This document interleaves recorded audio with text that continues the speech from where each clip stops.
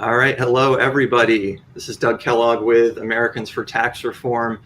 Excuse us for being fashionably late here, starting at 2:03, but we're really excited to be with you today, and we have a fun topic to talk about, as long as we keep the taxes low, and that is sports betting, which has been gradually legalized here across the United States following a Supreme Court decision nearly 3 years ago. So a good time to talk about sports betting. We have lots of action in the sports world, people returning to stadiums, the 3-year anniversary of the Supreme Court decision, and a lot of state legislatures still in session and working on this issue. So very excited to have some very esteemed and knowledgeable guests here joining us this afternoon. And I'll go ahead and let them each introduce themselves. Jess Feil with American Gaming Association, go ahead. Thanks, Doug, and good afternoon, everyone. My name is Jess Feil. I am the Vice President for Government Relations and Gaming Policy Council at the American Gaming Association. AGA is the National Trade Association for the casino gaming industry, representing the $261 billion industry, from commercial and tribal operators to suppliers to vendors and everyone in between. We have been working diligently on sports betting with our members across the country, both putting forward policies and suggestions on how to set up competitive, robust markets that will thrive and provide really strong revenue returns to the states. And I'm excited to be here, and thanks to ATR for having me. We're very glad to have you as well. And Andrew Winchell with FanDuel, go ahead. Thanks, Doug, and thanks to ATR for holding this event. I'm Andrew Winchell, Director of Government Affairs at FanDuel.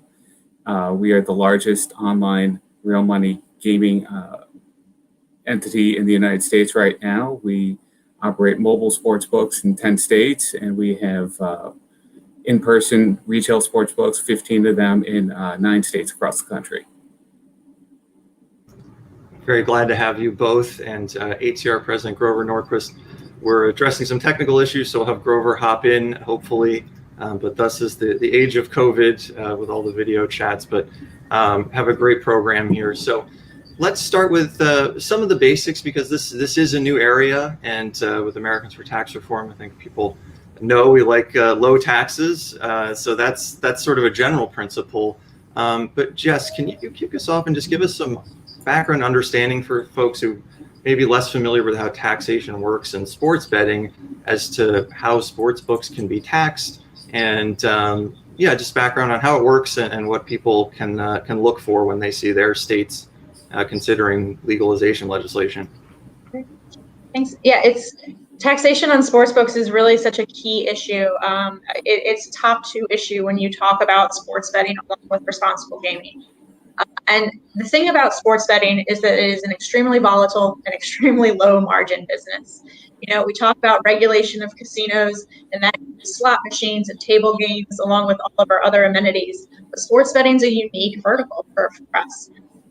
We have done a lot of studies with sports betting across the country, and if a $100 bet is placed at a sports book, 95 of those dollars goes back to the bet. So out of that remaining $5, the casino sportsbook then has to pay taxes and regulation fees, both their gaming taxes and their business taxes. They have to pay labor, overhead, marketing, other compliance costs, data, and technology. So, but at the end of the day, sportsbooks realize under $1 from every $100 that are placed in it. It's a very low margin business. And then on top of that, we know that sometimes underdogs win. Sometimes there's upsets. Sometimes there's Cinderella runs, and sports books can lose. So it's a tough business to really to appropriately forecast and things like that. And you know, the good news is that experts like FanDuel in the world who do it and take that on. So when we talk about taxing them, you know, it's really essential for lawmakers, policymakers, regulators to understand this is not just tax revenue silver bullet for state communities. It's really something that needs to be done thoughtfully, because a reasonable tax rate is one that can balance the ability for a sports book to provide meaningful revenue to states that essential programs, but also allows the sports book to realize some revenue themselves that they then reinvest in innovation, new programs, new forms of wagering, and new things that will continue to grow the book. we've seen different levels all across the country, and really, though, a reasonable and low tax rate has been the favored policy generally, and the more successful. Are you seeing the government understands that there's a difference between sort of the full handle, the amount of money coming into a sports book, and the margin, that it is a tight margin business? Do they understand that at this point? We've come a long way in 3 years. I think 3 years you use the word handle and revenue, and nobody knew the difference. And that's so important. Handle is that. I talked about that $100 example. Handle is the amount wagered. Revenue is a small fraction of that. And that's a really key understanding for so many lawmakers to consider.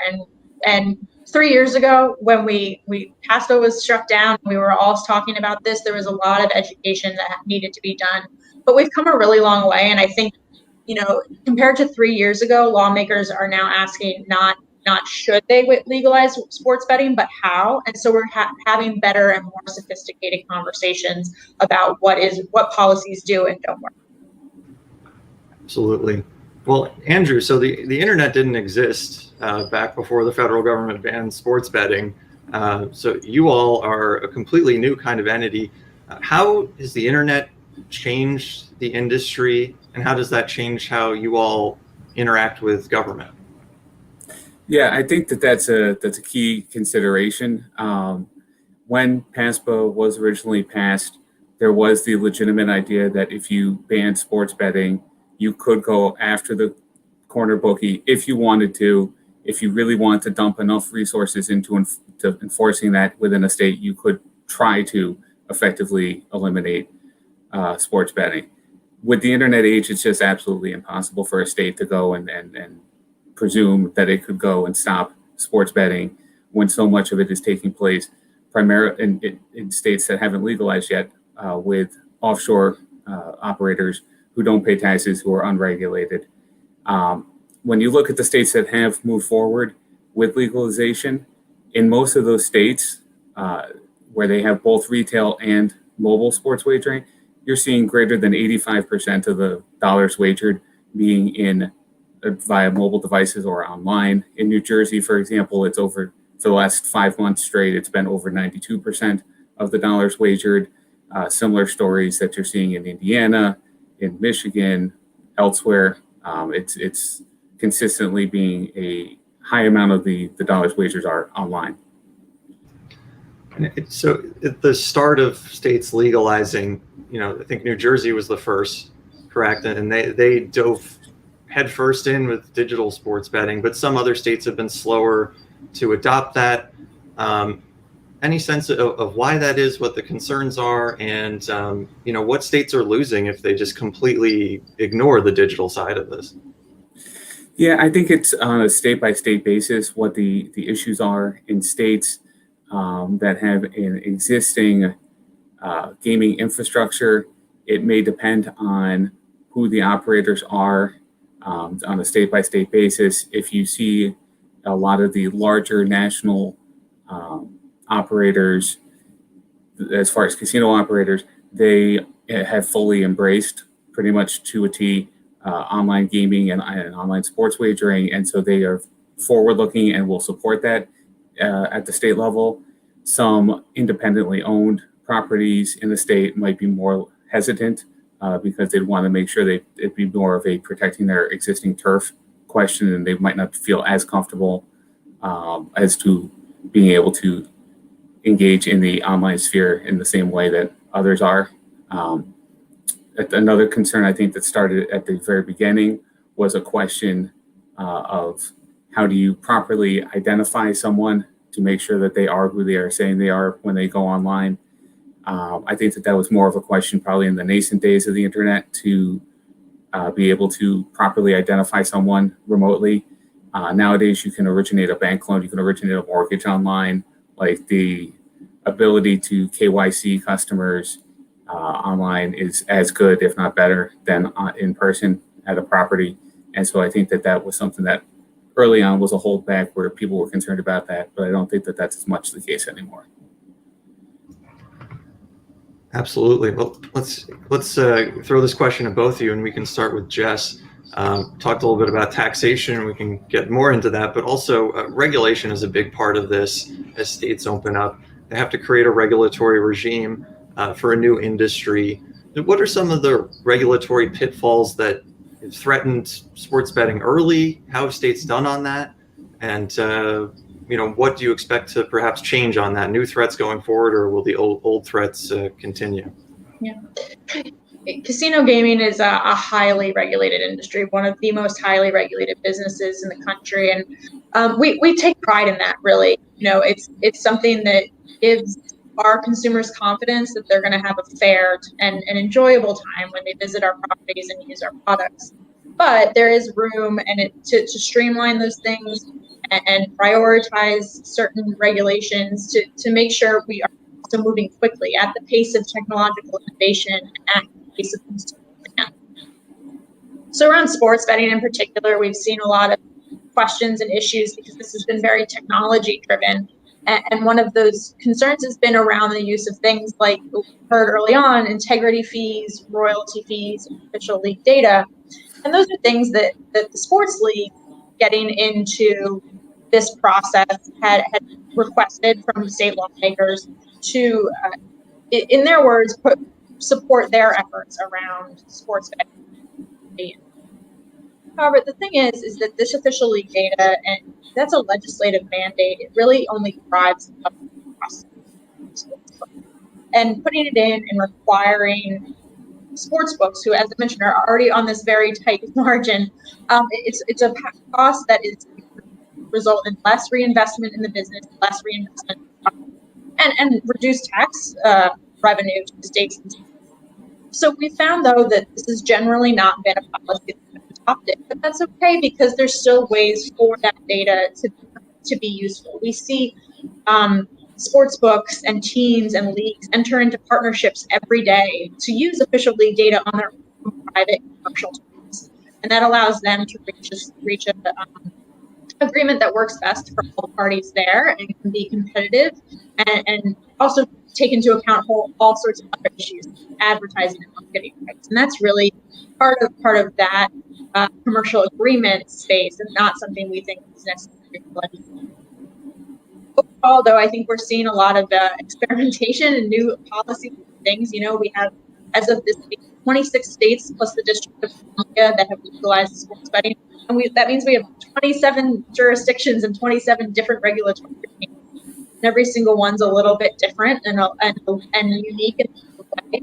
And that's to address the difference in the markets, whether it's a destination market or a regional market, one with casinos, one without casinos. The Wyoming legalized sports is the second country to have an online because they don't have retail casinos. So it's really, we're seeing a lot of creativity and new ideas out there and learning more every day. But really the key here is streamlining it, using the knowledge and regulation regulating casino gaming and ensuring that things can be flexible to allow for innovation, allow for growth, and allow for. We did lose you just a little bit on the Wyoming point. And Wyoming just legalized, correct? Yes. Yeah, Wyoming just legalized sports betting. The governor signed that on Monday, and they are the second online-only sports betting market after Tennessee in the country, which will be really interesting. Gotcha. That is very interesting. Andrew, thoughts on regulation, threats that have been avoided and things that may pop up in the future?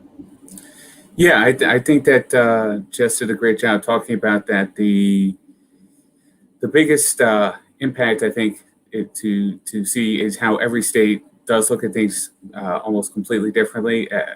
There's a lot of standardization across a number of tech pieces, but often in relation to what markets are allowed to be offered state by state there's a lot of variance, especially in college sports. I don't think that there's any two states that actually have the same exact language on what is allowed in relation to college sports. Because everyone wants to do it a little bit differently. They think that they have the best way to crack the mousetrap on that one. So that's, I think, is the biggest thing, is making sure it's trying to have states be as close as possible and conform as much as possible.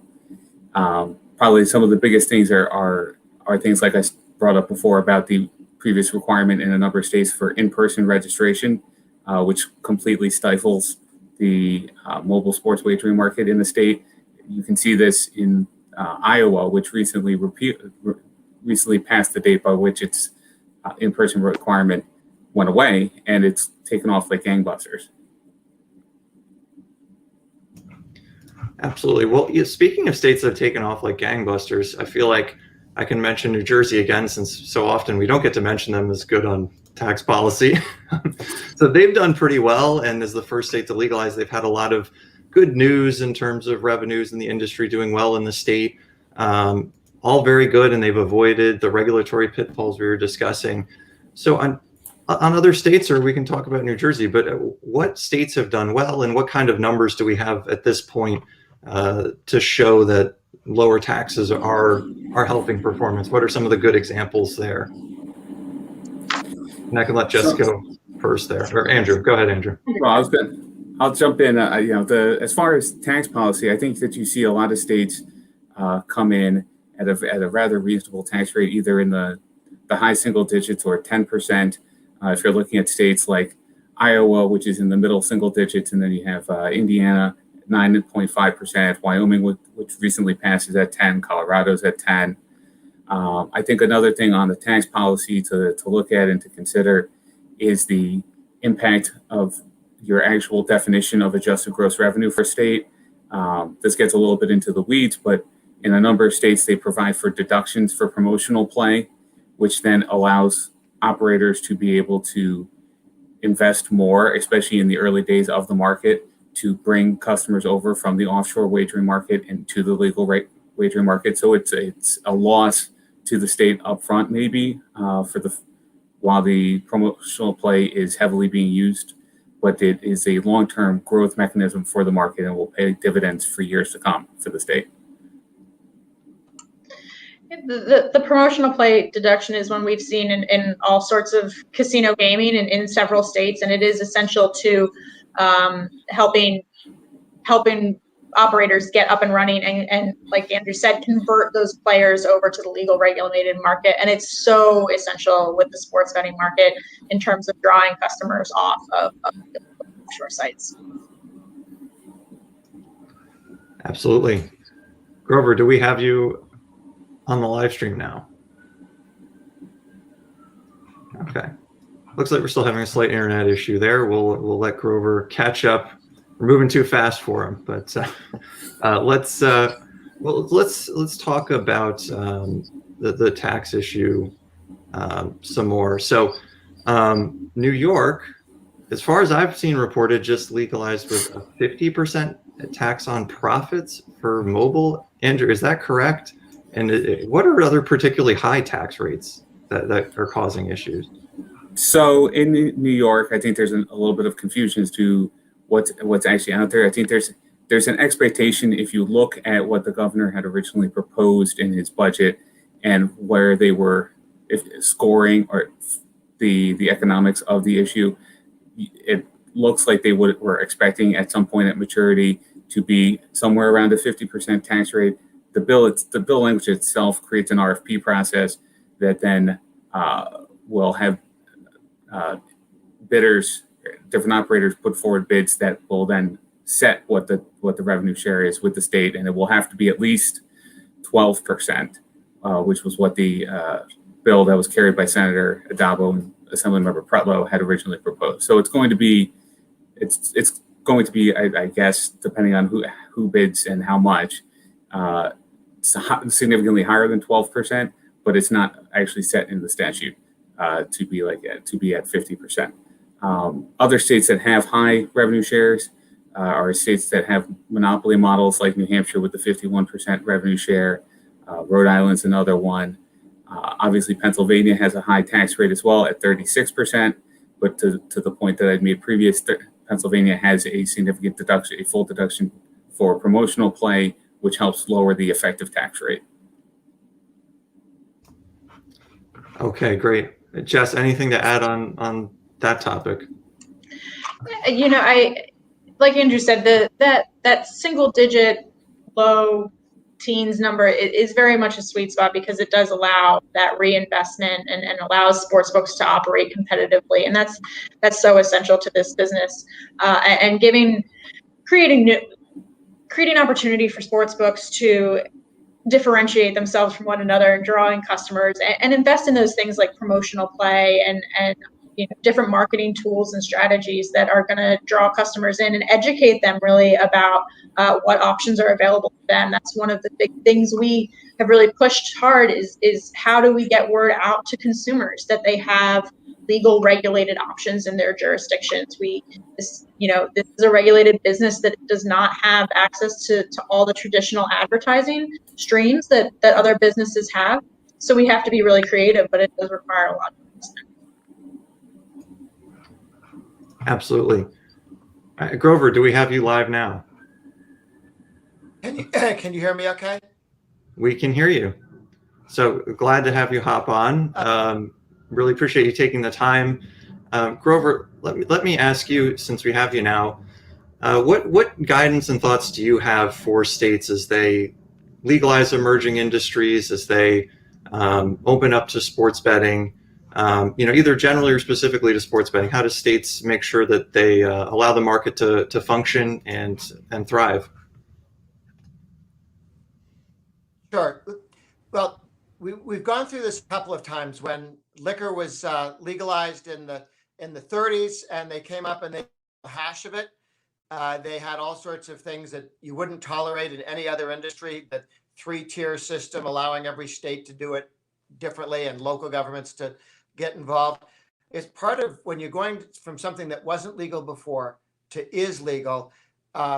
Think about if this was ongoing business around for 50 years, how would you treat it? Okay. And think to treat it more like a normal business rather than, yes, it's new, but it's only new because the idiot government decided it was illegal before. People tend to go, oh, this went from 0 tax and it was illegal. People will cheerfully pay through the nose if we make it legal and we can have heavy taxes on it, liquor after prohibition, or gaming, and when gaming is legalized in various places. And of course, that drives away customers. It gives you, in order to maintain high rates, you have to restrict entry, which then makes these monopoly rents, which then brings in all sorts of problems. People do all sorts of things to get monopoly rents, not all of them legal. And so the more it's treated like any other business in terms of low taxes that don't drive people out of the market, there is an alternative to legal online bet at the state level on sports, and that is illegal betting on sports. On that. So instead of thinking there aren't options, which clearly isn't true because this has existed for a long time, there are options, and realize part of that's your competitor. And if you want to have 100% of the market, you need, or a very large part, you need to have low taxes, low barriers to entry, all the sorts of things you do with any other industry, and stop thinking of it as something new and different that you can beat sense and it won't mind. At some point, it will up and move. It will do something else. If not everybody, many. With technology being the way it is, it's not always going to be easy for people to necessarily just be from your state. So I would think less about how do we grab as much money as we possibly can, and more how to have a long-term, steady industry that generate revenue. Consumers there to fleece your voters, and think of it as any other product. What would you do to have your voters and citizens happy with how you treat them? And if you just look at it as how can we get as much money out of these people as possible, that's an adversarial role with people who vote for you or don't, who decide living in your state is a good thing to do or not. Yeah, and Grover got into an important topic there, which is the black market, which is what was almost the whole industry before the Supreme Court decision. Now we're seeing a legal, regulated market emerging. Jess, you all had an estimate that the black market was in the hundreds of billions of dollars. Are we seeing progress on that that figure changing after almost 3 years? We are, and that's the encouraging part. Today we're about 40% of Americans live in a state with legal regulated sports betting at this point. So we're making good progress in that regard. But there's still a real need to educate consumers, the media, and everyone in between as to what is available to them. We are seeing progress, though, I think. In 2019, the average spending with illegal bookies fell by a quarter. Legal and online mobile betting spend increased by 12%, while offshore operators are reportedly seeing decrease in spend on their sites. But the challenge is getting consumers to identify and know what's legal to them.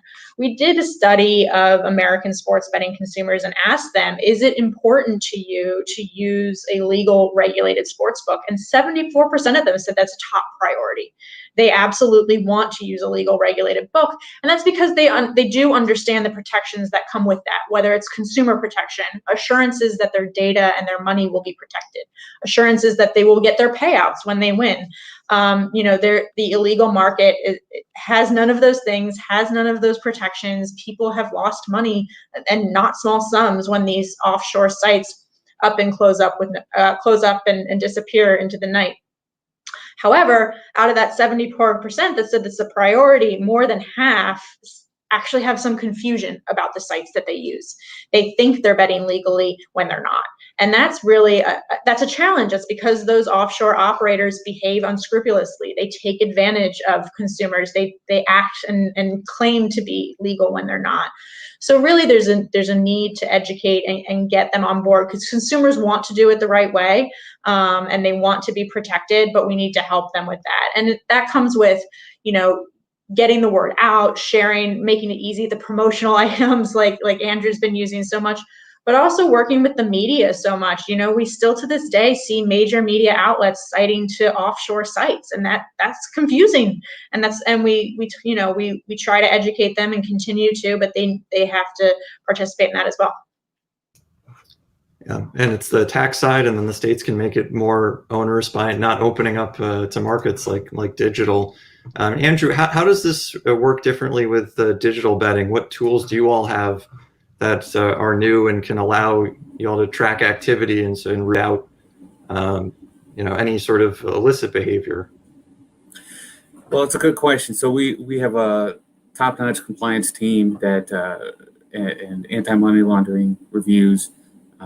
We are required by states and by the federal government to submit suspicious activity reports if there's things that we see that we believe are untoward. Obviously, looking at customer behavior, seeing if anything comes up that would raise red flags. Like, for example, two very sizable opposing wagers would be a big red flag to see that would be an attempt to commit money laundering. Lots of deposits and then withdrawals with little or no customer activity. Again, another question.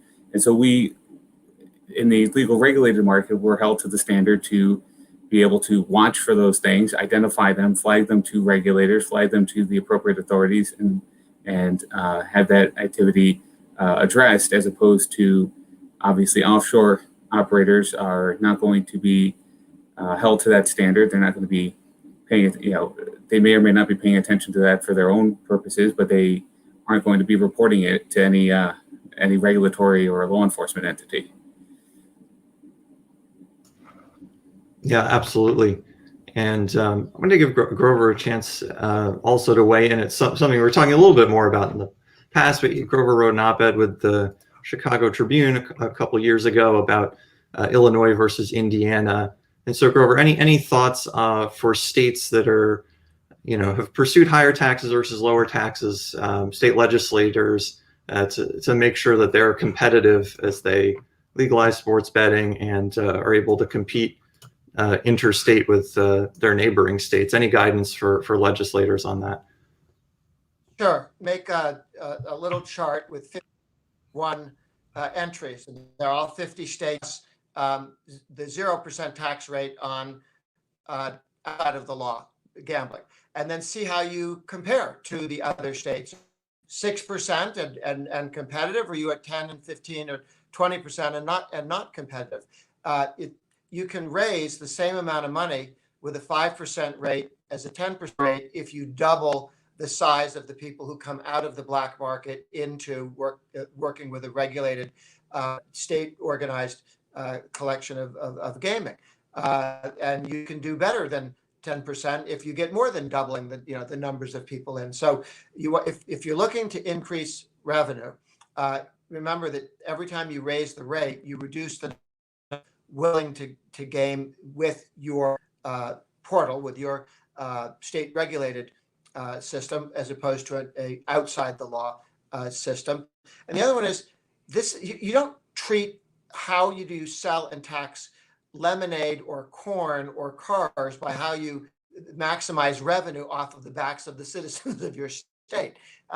You want to keep taxes down so it's competitive, but it's not. Maximizing revenue is not the way. It's the way kings view how you do this. That was Henry VIII's understanding. It was Louis XIV of how you set the tax rate, but it ought not to be an elected governor or state legislators' goal, but rather to how to get people out of illegal betting into online legal betting, and to serve the needs and interests of your voters. I mean, some people will gamble, some people won't.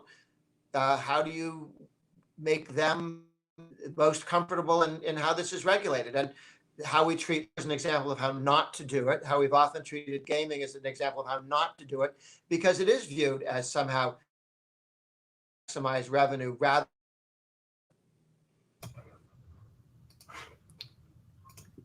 Getting a little rough signal there, Grover, but I think we got your answer on that. I really appreciated. Let's talk about a couple more questions, and then we do have some audience questions we can turn to before we wrap. Looking forward, not looking into the now and forward, what states are actively considering legislation that our viewers should keep an eye on, particularly if they live in one of those states? Well, there's a lot. Almost every state outside of Utah is looking at it, I would say, in some form or fashion. The states that are probably the furthest along and most frequent or most frequently cited that they're going to be moving forward in the near future, I would say, are Louisiana and Maryland as top of the list. They both passed referenda on sports wagering in November of 2020, and the legislatures are looking at enacting legislation this year. Beyond that, obviously, New York just happened within the last 24 hours. But you also have a lot of northeastern states as well that are looking at it. Maine and Connecticut, Massachusetts, a lot of other gaming states that haven't moved forward yet, but will, I'm sure, at some point in the future are looking at it. And that calls to mind states like Ohio. A number of states down south looked at it this past year, but may not have moved forward or have had trouble moving forward. Coming to mind on that are Alabama and Georgia. But basically, pretty much anywhere, as I said, outside of Utah, it's something that is being discussed and could happen down the line. Yeah, it's amazing to see how this has been a nationwide discussion of the past 3 years. I totally agree with Andrew's assessment. I think there's real reason to be optimistic for some additional states this year. In addition to Louisiana and Maryland, South Dakota also passed a referendum last year, and they have actually put their enabling legislation in place. So they are hoping to get those regulations done and get it running in the city of Deadwood. Massachusetts is one. They got really close last year, and the big sports industry there, lots of teams. So there's a lot of folks there, and I think they're down to the details, and we have high hopes there. Ohio's a similar one. They got very close last year. They have a committee that's been meeting and educating themselves on this issue in this session, and we're hoping to see some legislation there in the next couple weeks. It's really, like I said earlier, it's part of the revenue consideration for a lot of states. This is not necessarily a silver bullet for any state's budget, but it is a pretty key and helpful piece of the budget puzzle for a lot of states, and something that, done right and done thoughtfully, can really grow and be a long-term investment. In Ohio, it's a year-round session, so they have some time to get it done. And I think I read that California may have a referendum or ballot question.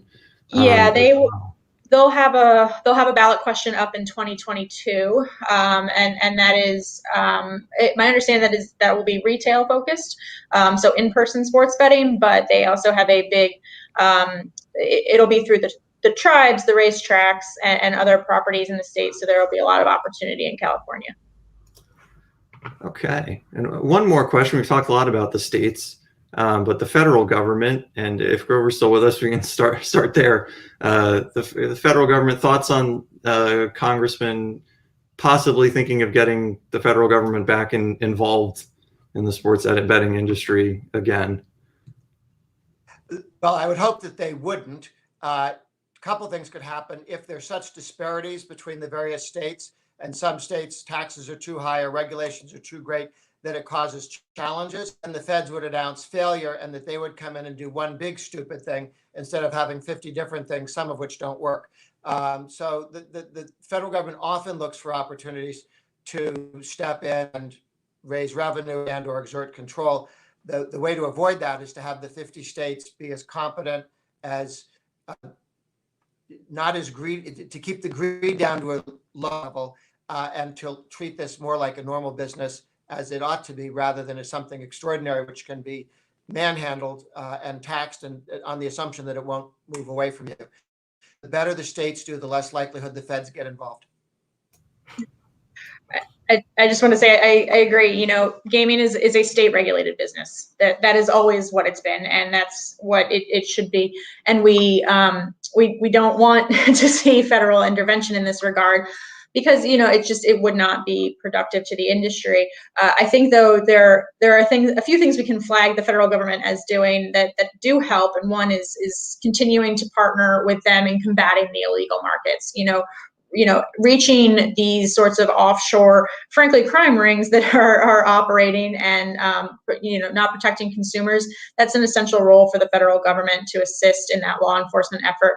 But we've also, just the other week, Representatives Dina Titus and Guy Reschenthaler released a bill to repeal the federal excise tax on sports betting, and that would be a big step in the right direction. That excise tax is 0.25% on each sports bet, and while that is not even a rounding error for the federal government, that's a meaningful cost for sports books, and something that they could really do better things with that money, whether it's investing in consumer protection, investing in marketing, investing in new products.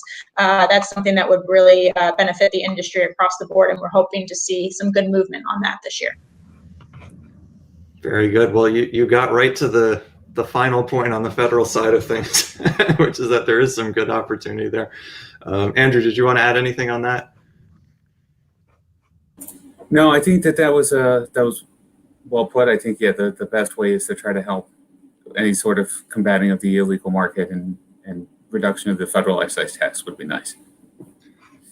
Very good. Well, so I do have a viewer question. It's kind of about that. So if there's anything to add on that, the question is, has further legalization of sports betting led to a reduction in illegal offshore sports books, and what policy steps can be taken to crack down on illegal sports books? So we covered some of that, but maybe more on the crackdown side. Anything else to add? Well, I was going to jump in. On that. I think you could look to what New Jersey has done in relation to affiliate marketers. So this is something that states could look at. Basically, New Jersey has said that you need to be licensed to be an affiliate marketer for any one of the sports wagering operations in the state. And a condition of that is that you can only be a marketer and have things on your website and whatever that are related to legal sports wagering operators in the state.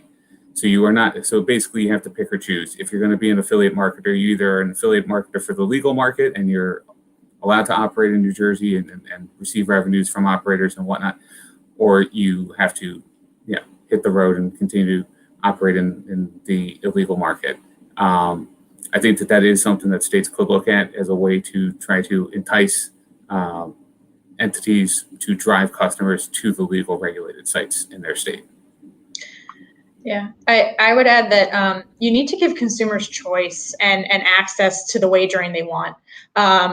Prohibiting wagering on college sports is not good for game integrity, and it drives consumers to the offshore sites where they can wager on their college teams.